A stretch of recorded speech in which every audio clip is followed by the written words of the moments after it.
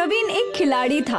वो रोज सुबह 5 बजे उठकर दौड़ लगाया करता था और लंबी दौड़ करने के बाद वो अपने खेल डिस्कस फेंकने की प्रैक्टिस किया करता था और उसकी ये प्रैक्टिस लगभग 1 घंटे तक चलती रहती। फिर दौड़ते हुए वो घर आता था और आते ही उसकी माँ उसके लिए प्रोटीन शेक ले आती। ये ले बेटा, बहुत थक गया होगा ना, इतनी प्रैक्टिस क्यों करते हो तुम? करने दो भाग्यवान, ये जितनी प्रैक्टिस करेगा उतना अपना खेल में माहिर बनेगा और तभी तो ये बड़ा खिलाड़ी बनकर हम दोनों का नाम रोशन करेगा। राइट पापा। बेटा तू अपना डाइट फॉलो तो कर रहा है ना? हाँ पापा, डाइट भी और कड़ी प्रैक्टिस भी। बहुत अच्छे, ऐसे ही अपने खेल पर ध्यान देना। चलो मुझे ऑफिस के लिए देर हो रही है, मैं चलता हूँ। प्रवीण के मम्मी पापा अपने बेटे को बहुत सपोर्ट करते थे क्योंकि वो एक दिन उसे बहुत बड़ा स्पोर्ट्स पर्सन बनाना चाहते थे। लेकिन अचानक कुछ दिनों बाद मुकेश को हार्ट अटैक आया और उसे अस्पताल में एडमिट कर दिया गया। डॉक्टरों ने बहुत कोशिश की पर वो मुकेश की जान नहीं बचा पाए। पापा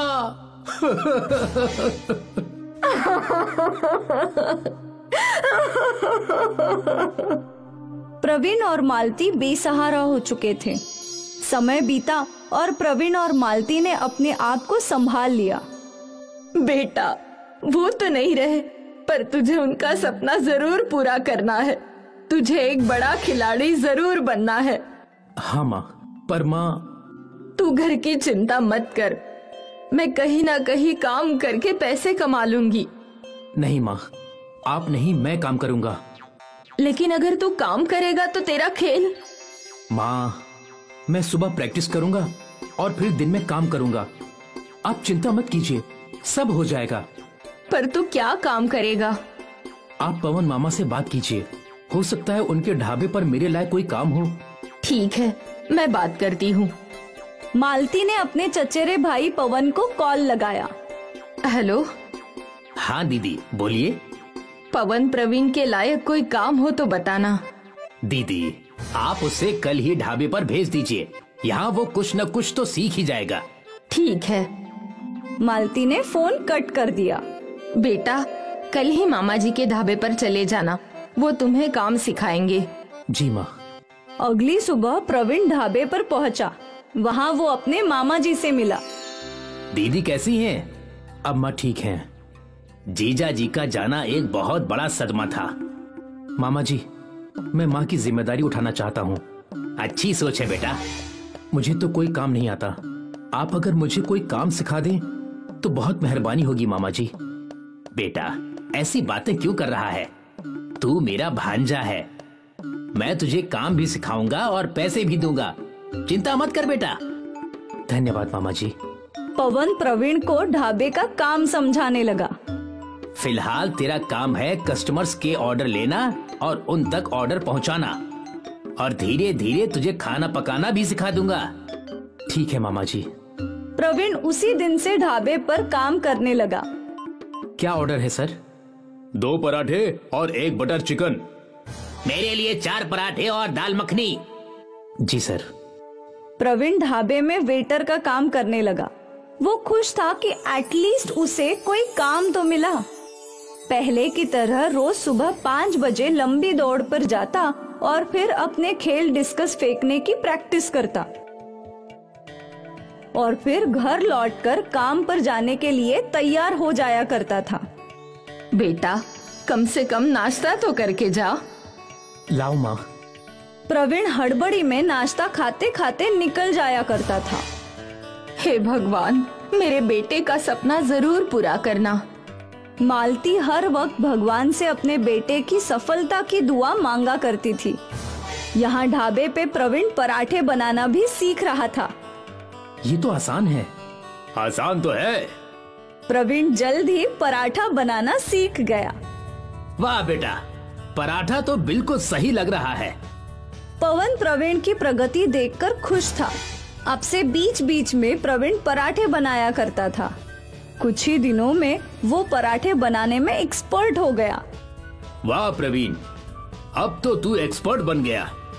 सब आपकी ही सीख है भैया। अच्छा है। प्रवीण के मामा जी भी ये देखकर बहुत खुश थे।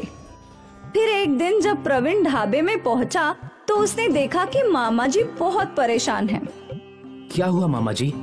आज एक बावर्ची नहीं आया पराठे वाला। मामा जी तो क्या हुआ? मैं पराठा बना दूंगा। आज छुट्टी का दिन है, कस्टमर्स भी ज्यादा होंगे। तू कस्टमर संभालेगा या पराठे बनाएगा? मैं दोनों करूंगा, आप देखते जाइए। प्रवीण को पता था उसे क्या करना है, पर उसके मामा जी चिंतित थे कि आज उनका दिन कैसा बीतेगा। खैर दोपहर हो गई और ग्राहक आने लगे। जी सर, क्या लाऊं? मेरे लिए 4 पराठे और कढ़ाई पनीर, 3 पराठे और अंडा मसाला, मच्छी कड़ी और 4 पराठे। सारे ऑर्डर्स लेकर प्रवीण किचन में गया और पराठे बनाना शुरू कर दिया। उसने बड़े तवे पर पराठे सेकने डाले और फिर ये लीजिए सर आपका कढ़ाई पनीर, आपका अंडा मसाला और आपकी मच्छी कढ़ी। अरे पर पराठे कहाँ हैं? अभी आ जाएंगे। प्रवीण वापस तवे के पास लौटा और वहाँ उसने तवे पर से पराठे निकाल के उसे सीधा कस्टमर्स की प्लेट में फेंका। ये देखकर कस्टमर हैरान हो गए और प्रवीण के लिए तालियां बजने लगी। ये तो फ्लाइंग पराठा है, वाह दोस्त। Thank you sir. फिर क्या था, प्रवीण तवे के पास खड़े रहकर ही पराठे फेंकने लगा। मामा जी भी बहुत खुश थे क्योंकि आज ग्राहक रोज से ज्यादा थे और कमाई भी ज्यादा थी। प्रवीण के फ्लाइंग पराठे मशहूर हो गए। लोग लाइन लगाकर फ्लाइंग पराठा खाने आने लगे। मामा जी का मुनाफा बढ़ गया और उन्होंने प्रवीण की पगार भी बढ़ा दी। प्रवीण के घर अब पैसों की कमी नहीं थी। ये लो माँ। जीता रहे बेटा। अब प्रवीण अपने खेल पर भी अच्छे से ध्यान दे पाता था। वो रोज प्रैक्टिस करता, डाइट फॉलो करता। ये ले तेरा प्रोटीन शेक और ये रहे तेरे सप्लीमेंट्स। थैंक यू माँ। भूलना मत, अगले हफ्ते तेरा कंपटीशन है। हाँ याद है। और फ्लाइंग पराठा फेंककर वो सेलिब्रिटी शेफ भी बन गया था। लोग उसके साथ फोटो लिया करते थे। वो फेमस भी हो चुका था। उसके पास पैसे भी थे और वो मशहूर भी था। डिस्कस थ्रो के स्टेट लेवल चैंपियन है प्रवीण शर्मा। और धीरे धीरे वो अपने पापा का अधूरा सपना पूरा कर रहा था। प्रवीण के फ्लाइंग पराठे उसकी जिंदगी में नया मोड़ ले आए। ऐसा मोड़ जो सीधा उसे अपनी मंजिल तक ले जाएगा। प्रवीण एक दिन बहुत बड़ा स्पोर्ट्स पर्सन बनकर रहेगा।